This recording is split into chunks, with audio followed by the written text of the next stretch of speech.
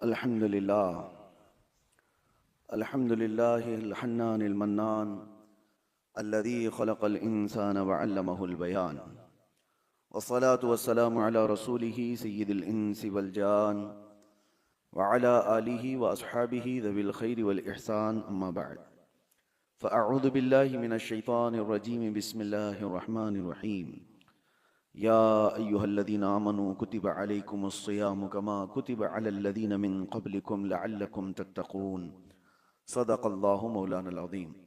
बारगाह रिसालत मुआब सल्लल्लाहु अलैहि वसल्लम में दुरूद पाक का हदिया पेश करें।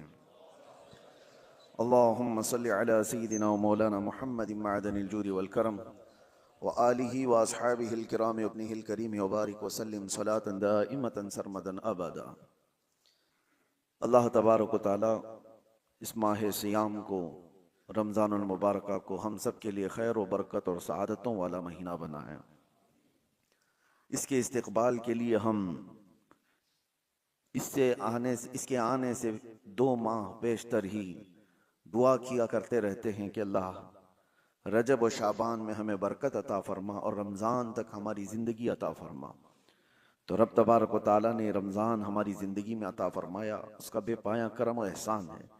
रमज़ान को ऐसे गुजारो कि तुम्हें ये एहसास रहे कि शायद मेरी ज़िंदगी का ये आखिरी रमज़ान है। पता नहीं कि इस रमज़ान के गुजर जाने के बाद अगला साल जो रमज़ान आने वाला है वो मेरी ज़िंदगी में आएगा भी या उससे कबल मैं दुनिया से चला जाऊंगा। हम में से कोई नहीं जानता, लेकिन जो रमज़ान मिल चुका है उस रमज़ानुल मुबारक का एहतराम उस एतबार से आप करो। अल्लाह तबारक व तआला ने कुरान में फरमाया कि तुम पर रोज़े फ़र्ज किए गए हैं जैसे पहलों पर किए थे, ताकि तुम परहेजगार बन जाओ, ताकि तुम्हारे अंदर तकवा आ जाए। रमज़ान में सबसे ज़्यादा जिस चीज़ का सामना आपको करना है वो कौन सी चीज़ है? भूख का सामना करना है।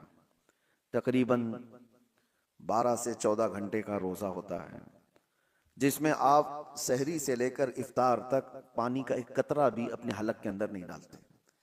दुनिया में और भी कुछ मज़ाहिब हैं जिनके यहाँ रोज़े का तस्वुर पाया जाता है, फास्टिंग, उपवास, लेकिन उसकी शक्ल अलग अलग है।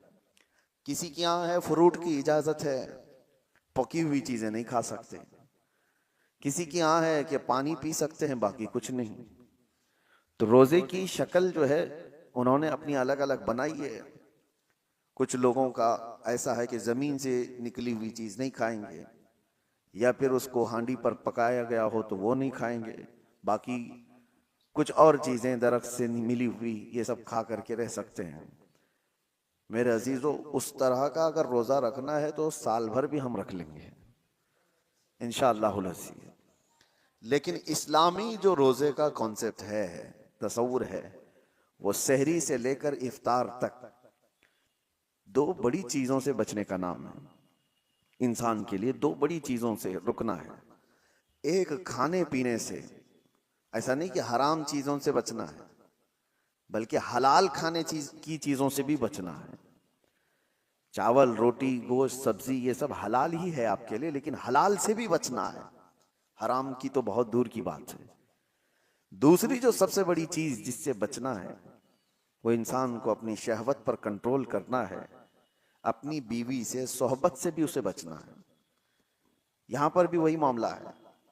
हराम ताल्लुक तो बहुत दूर की बात है, बीवी से सोहबत करना, बीवी से जिमा करना, उससे ताल्लुक कायम करना, ये तो हलाल है। लेकिन रोजे के हालत में उस हलाल चीज से भी बचना है। हराम का फिर कहां नंबर है? ये आपको इसलिए मैं बता रहा हूं कि खाना पीना भी हलाल था, जिमा करना भी हलाल था मर्द के लिए, आम दिनों में, आम रातों में। लेकिन रोजे की हालत में उन हलाल चीजों से जब बचने का हुक्म है तो फिर हराम चीजों से उसे कितनी दूर रहना चाहिए। 2 बड़ी चीजों से बचाया जाता है, और ये 2 चीजें इंसान की रोज की जरूरियात में आ जाती हैं। चले, खाना पीना तो ये रोज की जरूरत है, लेकिन उसके जिस्मानी सुकून जिसमें रखा गया है, औरत से ताल्लुक, गाहे बगाहे इसकी भी उसे जरूरत है।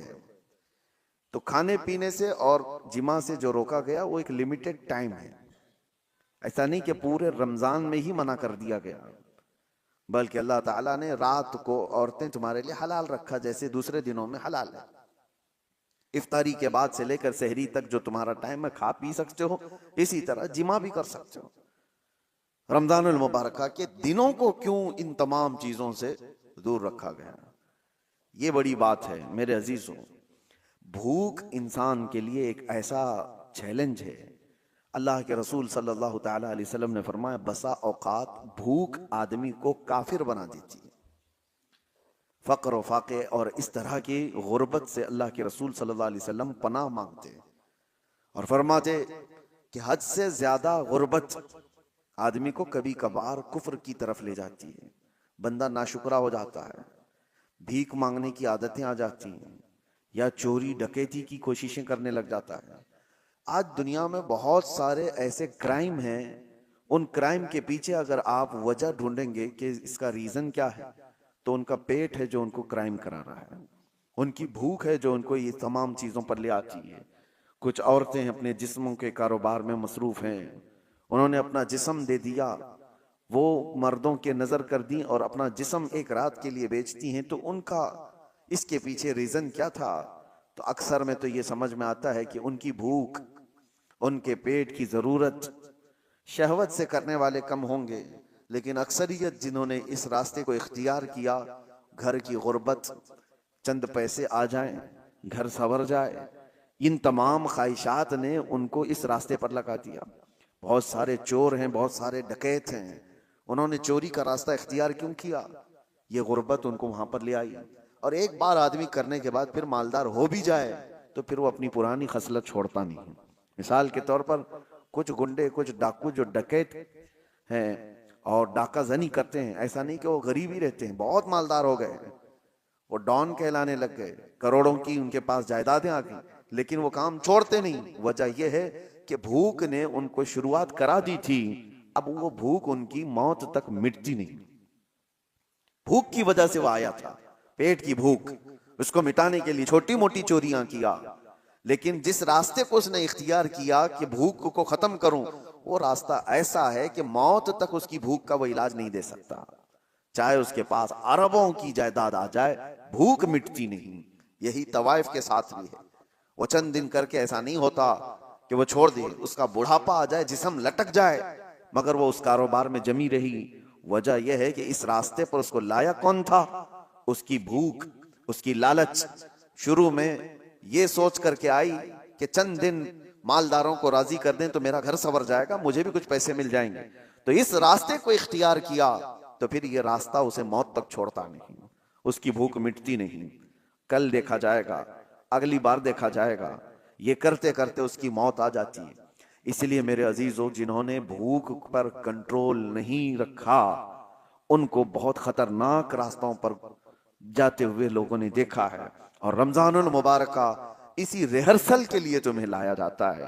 जिंदगी में कभी भूखा रहने की नौबत आ गई तो तुम एक महीना ऐसी प्रैक्टिस कर लो, इतना अल्लाह ताला की तरफ से दिया हुआ भूख को बर्दाश्त करने की ताकत पैदा करो।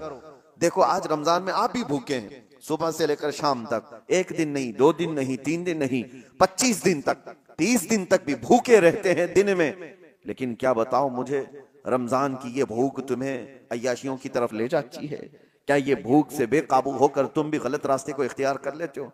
हत्ता के इस रमजान में हम पहले जो छोटे मोटे गुनाह करते थे उससे भी दूर हो जाते हैं, बच जाते हैं। वजह यह है कि ये भूख अल्लाह की तरफ से दी गई है और तुम्हें सही करने के लिए, यही कुरान की आयत कहती है, लअल्लकुम तत्तकून, इसलिए तुमको रोजा रखवाया जा रहा है ताकि तुम परहेजगार बन जाओ, ताकि तुम मुत्तकी बन जाओ। और आज दुनिया के पास ये इलाज नहीं है। और एक बात मैं आपको बता दूं, एक बहुत बड़ी बात तारीख की है। बड़े दानिश्वरों ने कहा, किसी भी इंसान को भूखा देखकर हमें एहसास क्या होता है? उसकी भूख को मिटा दिया जाए, उसकी भूख को खत्म किया जाए, सवाब भी है। अब मिसाल के तौर पर किसी के खाना पीना ही नहीं है, आपके अंदर एहसास जागता है उसकी मदद करनी चाहिए। ठीक है, आपने मदद किया, कुछ मालदारों ने मदद किया, लेकिन ये भूखों को खिला करके कब तक आप इसका इलाज करेंगे? उनकी भूख खत्म कब होगी? दुनिया से भूख और भीख दोनों बंद ही नहीं होती। हम उनके इलाज के लिए पैसा भी दे रहे हैं, उनकी मदद भी कर रहे हैं, उनको स्टेबल करने की कोशिश कर रहे हैं, लेकिन वो भूख खत्म क्यों नहीं होती? और कब तक हम ये करते जाएंगे? भूखों को खिलाना बहुत बड़ा सवाब है, लेकिन ये भूख का इलाज मुमकिन कब होगा? मेरे अजीजों, आप देते रहेंगे, उसको दोबारा भूख लगती रहेगी। दोपहर का खाना आपने खिला दिया, इंसान की तबीयत ऐसी है कि दोपहर में आप उसको मछली, गोश्त, हर चीज बुनी हुई सब कुछ दे दें, पेट फुल हो जाए, भर जाए, ये ज्यादा देर तक नहीं, रात को वापस उसे भूख लगेगी। उसकी बॉडी फिर तलब करती है। चलो आज दिन भर का आपने खिला दिया, कल का क्या होगा? कल फिर उसे भूख लगेगी। तो इंसान को रोज भूख लगती है, हर वक्त पे भूख लग रही है। तो उस भूख को हर वक्त पे आप मुकम्मल करते जाओ, करते जाओ, कब तक करोगे? यही रमजान का फलसफा मैं आपको बताना चाहता हूं। सिर्फ भूखों को खिला करके उनके पेट का इलाज कर देना, चलिए यह हमको हुक्म दिया गया, हम कर रहे हैं, लेकिन अल्लाह ने कुरान जो उतारा है वो सिर्फ मुसलमानों के लिए नहीं, पूरी कायनात के लिए। सारे इंसान अगर इस आयत पर अमल करें, अल्लाह ने फरमाया हमने तुम पर रमजान के रोजे फर्ज किए इसलिए कि तुम परहेजगार बन जाओ। उन भूखों को अगर ये पता चल जाए कि हमें भूख का इलाज भीख मांग करके नहीं, खुद के कंट्रोलिंग से करना होगा, तो फिर देखें उनका हाथ दुनिया की तरफ नहीं आएगा। भूख बर्दाश्त करने की ताकत आ गई तो हमने तारीख में देखा है 60 साल 70 साल तक हमारे ऐसे बुजुर्गों को जिन्होंने सत्तू के जरिए से, सत्तू गेहूं का एक आटा, और उसको पानी में भिगोकर थोड़ा गुड़ डालकर इस पर गुजारा करते हुए 70 साल गुजार दिए, कभी कोई ग़िज़ा नहीं खाई। क्यों? भूख पर कंट्रोल था, भीख मांग करके नहीं। ये इस्लामी इलाज था। सारे इंसान भूखों को नहीं खिला सकते, तो क्या करें? अभी मिसाल के तौर पर मैं आपको उभारता जाऊंगा कि गरीबों का ख्याल करो, मिस्कीनों का ख्याल करो, करना भी चाहिए। भूखों का ख्याल करो, आपको दूसरों की भूख का एहसास हो, आप उठेंगे। लेकिन क्या दुनिया में मौजूद सारे भूखों का इलाज आप कर लेंगे? और कब तक करेंगे? नहीं कर पाएंगे। इस वजह से हुक्म यह है उन भूखों के लिए भी कि तुम भूख की वजह से गलत रास्ता इख्तियार ना कर लो, भीख मांगने ना लग जाओ। तुम भूख को कंट्रोल करने की आदत इस रोजे के जरिए से शुरू करो। रोजा तुम्हें सिखा देगा। हजरत सैयदना यहया रहमतुल्लाह तआला एक बड़े बुजुर्ग हैं, फरमाते हैं नफ्स को जितनी भी दुनिया की चीजें दी जाएं ये काबू में नहीं आ सकता, काबू में नहीं आ सकता। बड़ी सी बड़ी चीजें दे करके इसको शांत करने की कोशिश करो, नहीं आएगा काबू में। कहा कैसे आएगा? कहा सिर्फ और सिर्फ भूख के जरिए से तुम्हारे काबू में आएगा।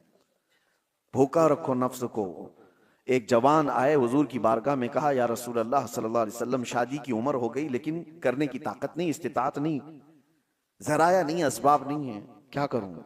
अल्लाह के नबी सल्लल्लाहु अलैहि वसल्लम ने फरमाया जब तक शादी ना हो जाए रोजा रखो। अपनी शहवत को कंट्रोल में रखने के लिए हुजूर ने क्या फरमाया? रोजा रखो। तुम रोजे के जरिए से अपने नफ्स को काबू में रख सकते हो। नौजवानों को आज भड़कता हुआ जो नफ्स है गुनाहों की तरफ उभारता है, जितना ये खाते जाएंगे उतनी शहवत बढ़ती चली जाती है। इसीलिए कहा गया रोजा एक ढाल है और रोजा एक ऐसी दवा है जो इंसान के नफ्स को, जो भड़कता हुआ बेकाबू होता है, उसको काबू में ले आता है। इसीलिए मैं आपको बताऊं, अल्लाह के नबी सल्लल्लाहु तआला अलैहि वसल्लम ने दो चीजों का हुक्म दिया। एक तो मिस्कीनों और गरीबों को खिलाने पिलाने का हुक्म तो है ही इस्लाम में, खैरात करो, उनको दो। लेकिन दूसरा हुक्म सहाबा को भूखा रख करके उनको कंट्रोल करना सिखाया है। एक सहाबी हजरत अबू हुरैरा रज़ी अल्लाह तआला फरमाते हैं कि एक दिन मुझे शिद्दत की भूख लगी। मैं घर से निकला कि रसूल पाक सल्लल्लाहु तआला अलैहि वसल्लम के बारगाह में जाकर के अर्ज करूं कि आका खाने के लिए भूख बहुत ज्यादा लगी है। तो मैं जैसे ही बाहर आया तो हुजूर अपने हुजरे से निकल रहे थे।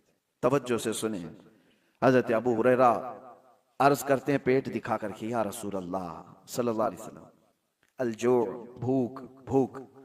नबी पाक सल्लल्लाहु तआला अलैहि वसल्लम ने मुस्कुराया और अपना जुब्बा उठाकर दिखाया, दो बड़े पत्थर हुजूर के पेट पे बंधे हुए थे।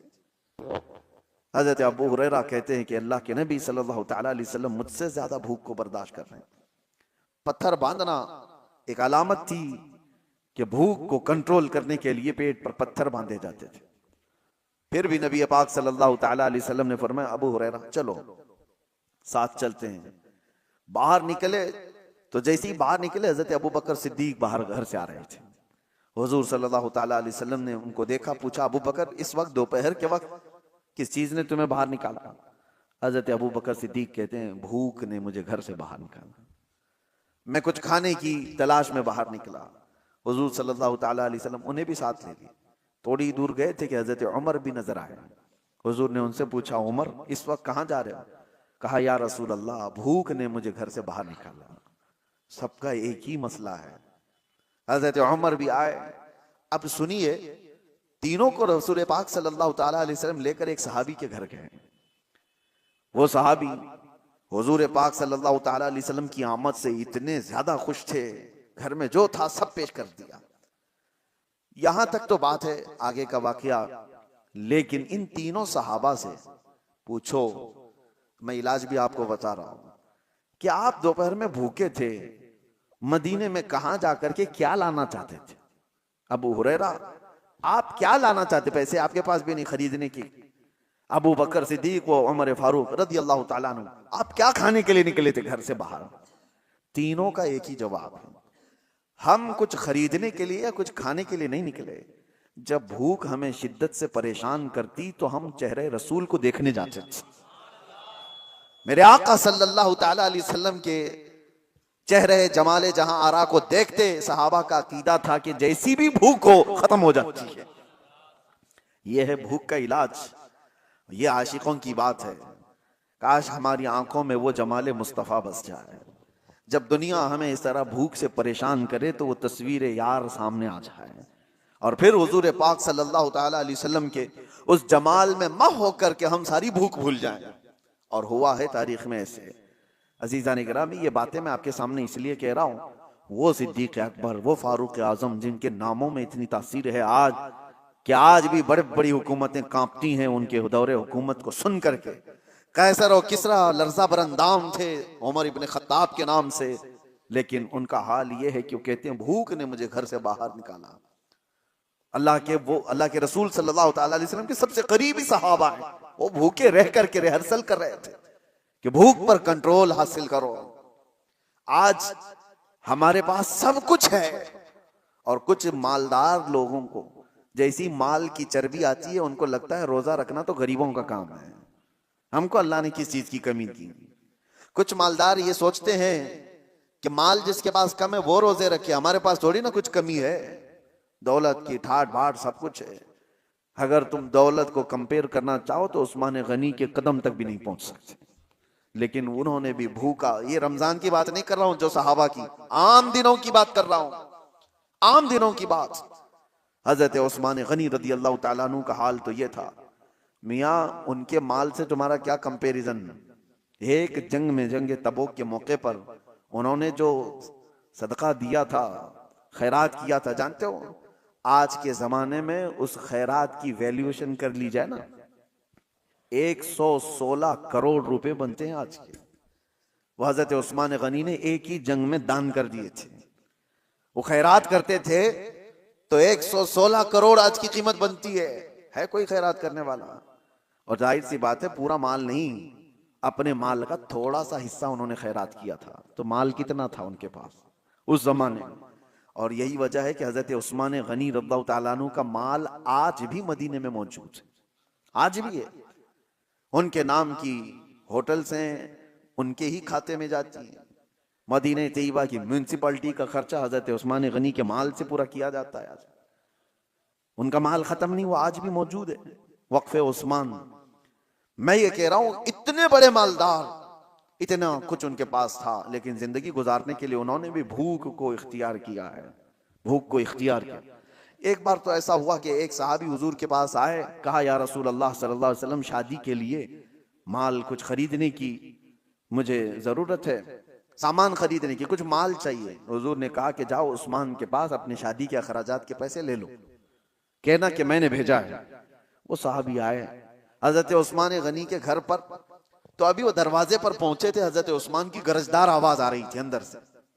ये साहबी ठिठक कर खड़े हो गए, सुना कि डांट रहे हैं वो किसी को, वो अपने खादिम को डांट रहे थे। अपने गुलाम को डांट रहे थे हजरत उस्मान गनी। ये कान लगाकर बाहर से सुनते हैं कि किस बात पर डांट रहे हैं।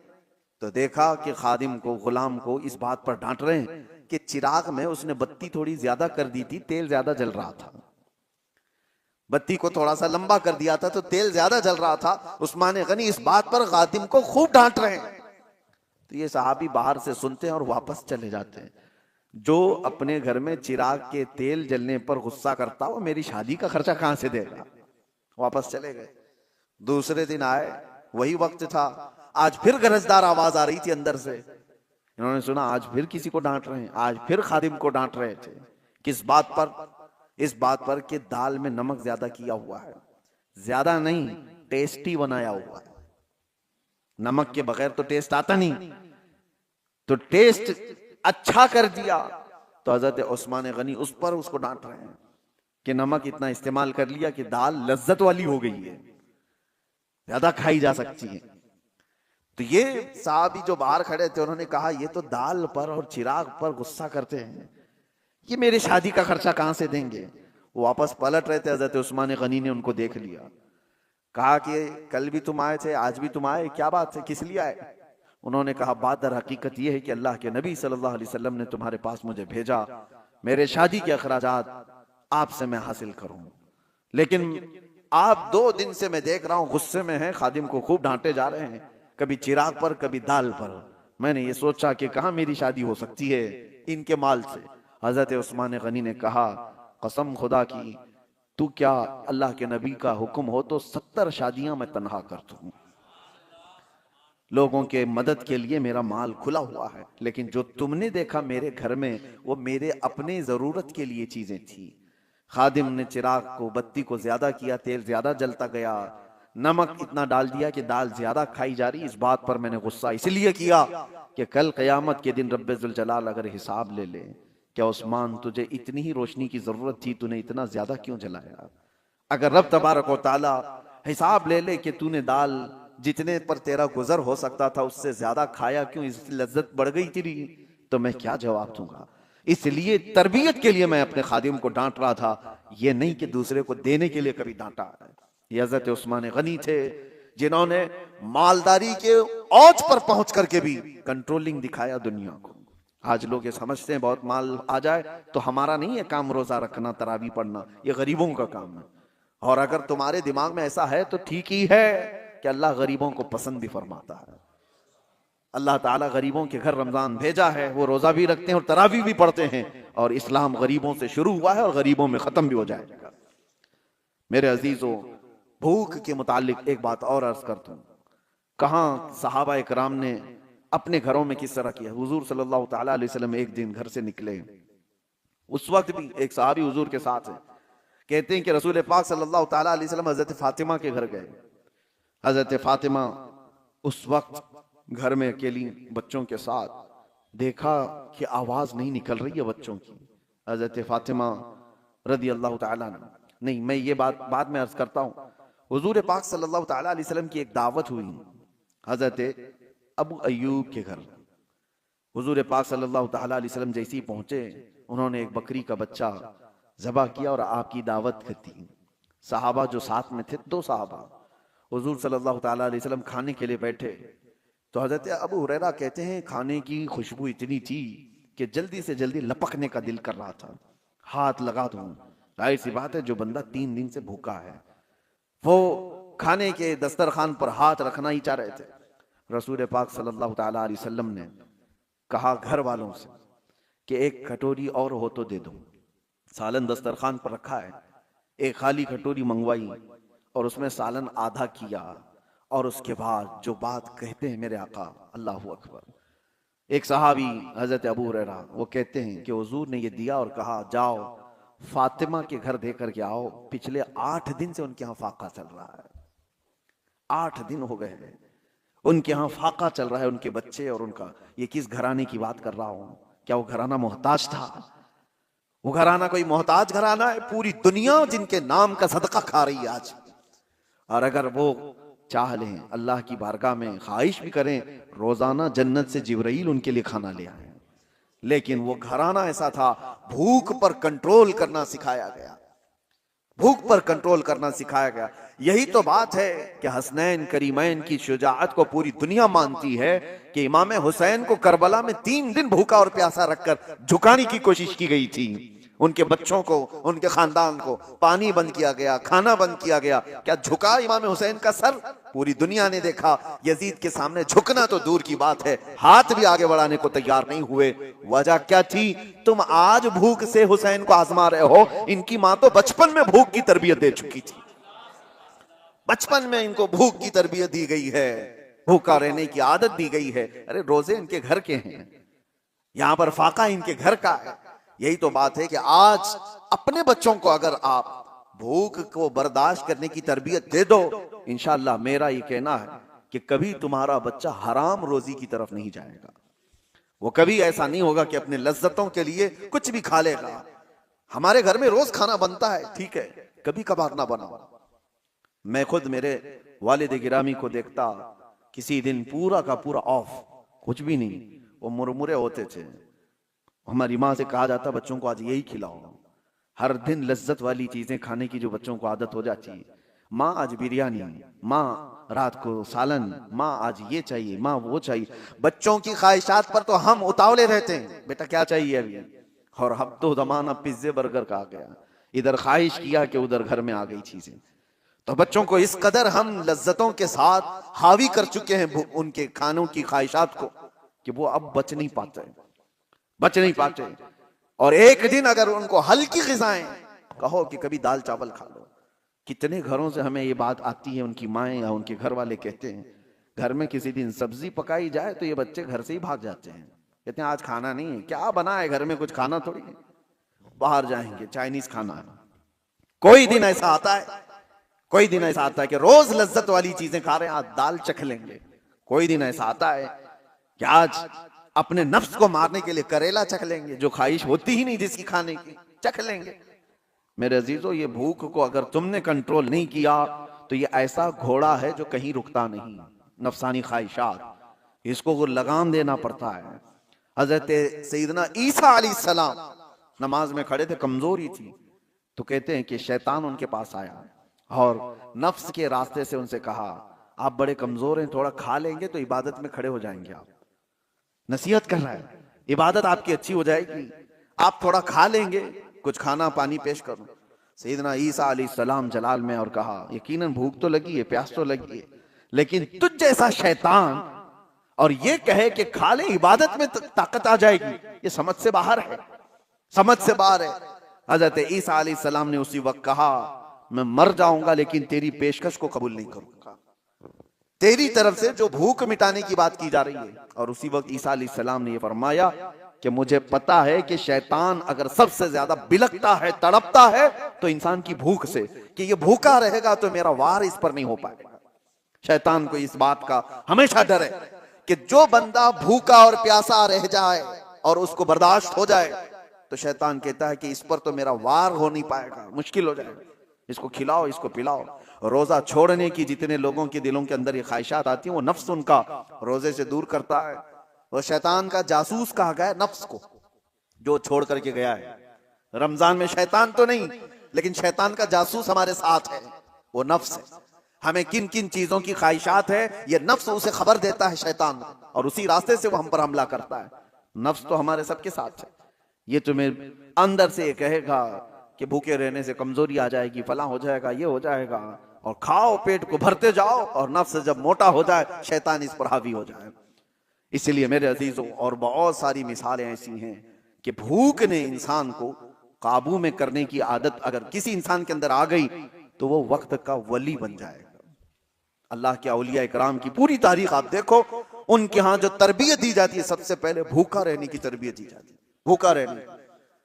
इसलिए मुझे एक बात याद आती है, मारहरा मुतहरा में हजरत सैयद आले रसूल अहमदी मारहरवी रदी अल्लाह ताला, आला हजरत के पीरो मुर्शिद हैं।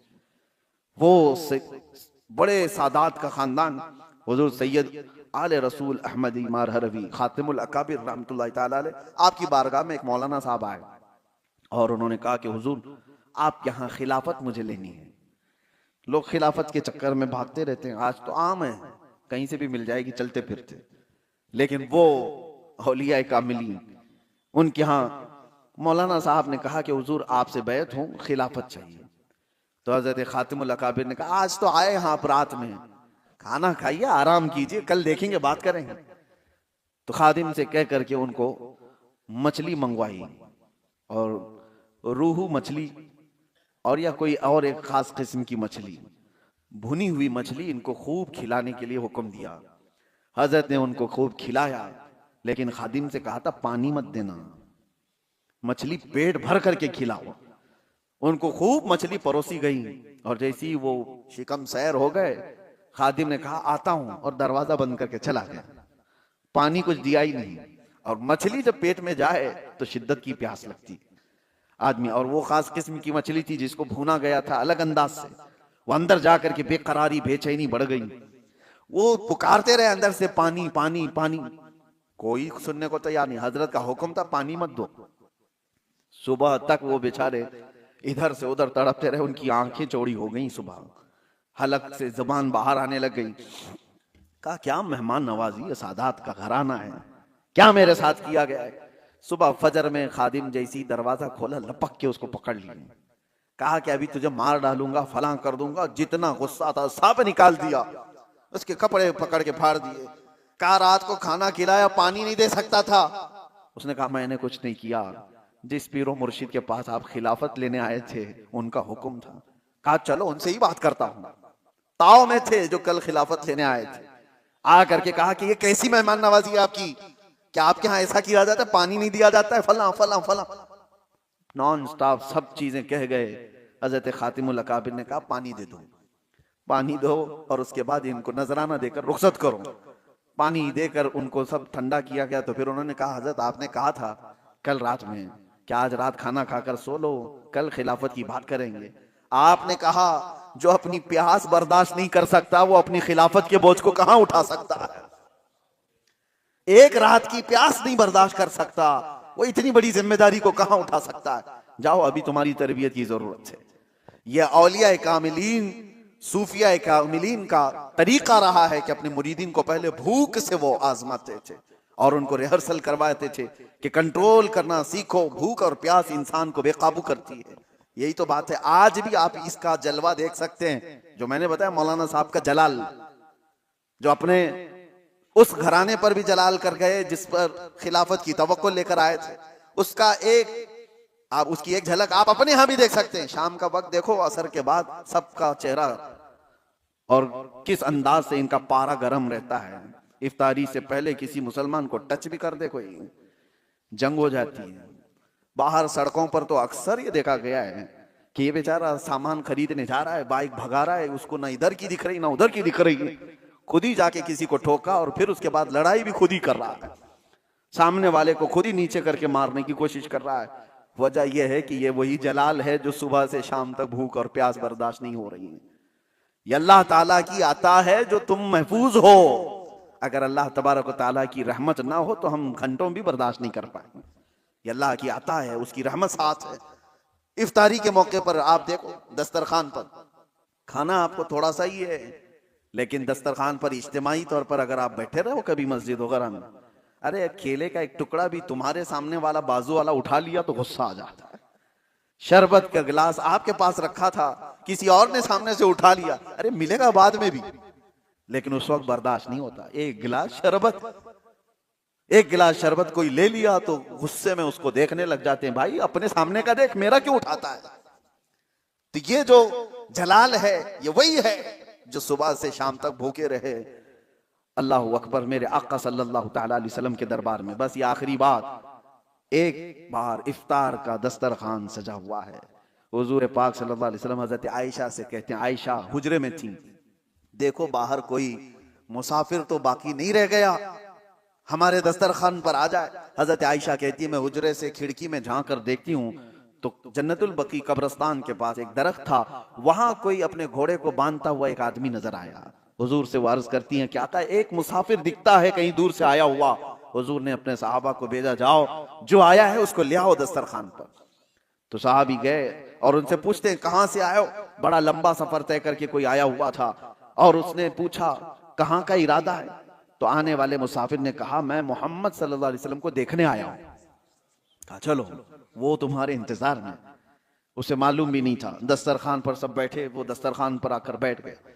एक ही दूध का प्याला था और 70 सहाबा बैठे हुए। एक दूध का प्याला, कभी तादाद सहाबा की जो असहाबे सुफ़ा हैं हुजूर के साथ, नबी पाक सल्लल्लाहु ताला अलैहि वसल्लम दस्तरखान पर बैठे। सबसे पहले वो नए आए हुए अजनबी मुसाफिर को हुजूर ने प्याला पेश किया, उसने उठाया और पूरा ही पी गया। अब जाहिर सी बात है, रोजे का वक्त है, जलाल कैसा होना चाहिए कि हमारे लिए थोड़ी सी तो चीज छोड़ता। किसी एक की भी माथे पर कोई शिकन नहीं, बल्कि मेरे आका ने उसको पूरा शिकन सैर होकर पीते हुए देखा तो मुस्कुराया और कहा अल्लाह तुझे सहराब कर दे। ये नहीं कि अब हम क्या करेंगे। एक खजूर ली, खुद हुजूर पाक सल्लल्लाहु ताला अलैहि वसल्लम आधा चबाए और उसके बाद सहाबा को दिया, इसी पर इफ्तार हो गई। किसी ने आने वाले मुसाफिर से नहीं कहा कि सबका तू खा गया। यही तो बात है कि आका के बारे में कहा गया है, आता है फकीरों पे उन्हें प्यार कुछ ऐसा, खुद भीग दे और खुद कहे मंगते का भला हो। वो दरबारे रिसालत में ये सब्र सिखाया गया था सहाबा को कि भूख और प्यास जितनी भी हो, लेकिन दूसरे की अगर जरूरत है तो तुम्हारी माथे पे शिकन ना है, पहले उसकी जरूरत पूरी हो जाए। अल्लाह करीम इस रमजान मुबारक के रोज़ों से हमें हिदायत की तौफीक अता फरमाए। मौला करीम हमारे नफ्स को कंट्रोल की तौफीक हमें अता करे और अल्लाह ताला अपने वादे के मुताबिक हमें इस माह मुबारक में परहेजगारी अता फरमाए, तकवा अता फरमाए और रसूल करीम सल्लल्लाहु ताला अलैहि वसल्लम की बारगाह का कुर्ब हमें नसीब फरमाए। व आखिर दावाना अनिल हम्दुलिल्लाहि रब्बिल आलमीन। अस्सलामु अलैकुम।